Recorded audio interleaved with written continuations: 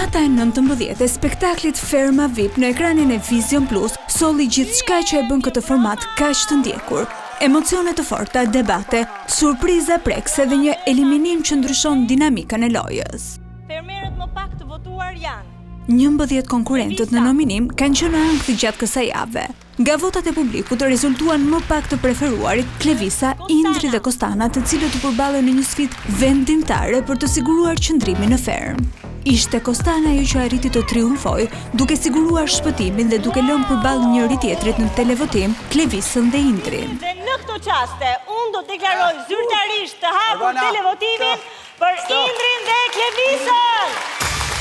Por kur të gjithë prisnin rezultatin e publikut, Indri befasoi me deklaratën e tij. Ai shpreu dëshirën për të lënë fermën. Megjithatë, në respekt të publikut dhe produksionit, fermeri pranoi të përballej me televotimin. Në fund ishte pikërisht Indri, ai që u largua nga gara duke mbyllur kështu rrugëtimin e tij në Ferma VIP 3. Indri.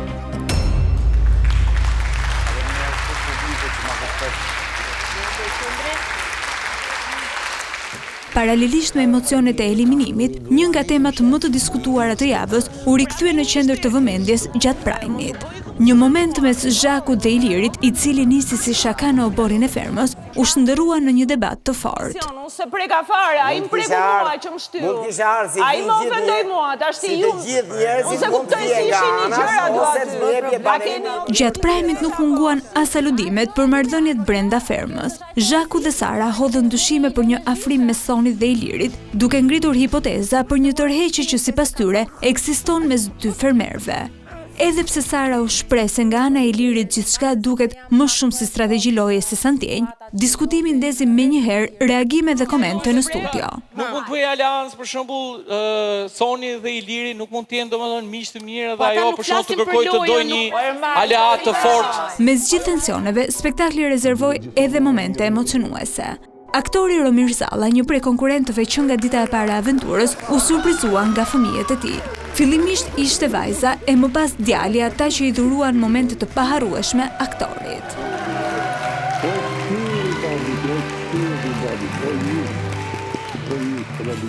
Në fund të spektaklit erdhi edhe një tjetër goditje për fermerët. Thyerja e përsëritur e rregullave nga Zhaku, Iliri, Sara, Bujaka dhe Romiri solli pasoja të menjëhershme. 5 fermerët u dërguan automatikisht në televotim, por Romiri arriti të shpëtoj rrezikut fal avantazhit të visit, i cili si i preferuari i publikut pati të drejtën të shpëtonte një prej të nominuarve, ndërsa Bujaka shpëtoi nga ky televotim pasi ishte imun. Pas një prajmi të mbushur me emocione, debate dhe surpriza, gara për çmimin e madh hyn në një fazë edhe më të nxehtë. Me 3 fermerë në televotim dhe një eliminim që do të ndodhë të hënën, gjithçka mbeti të hapur në rrugëtimin drejt finales së madhe. Natën e mirë të gjithëve.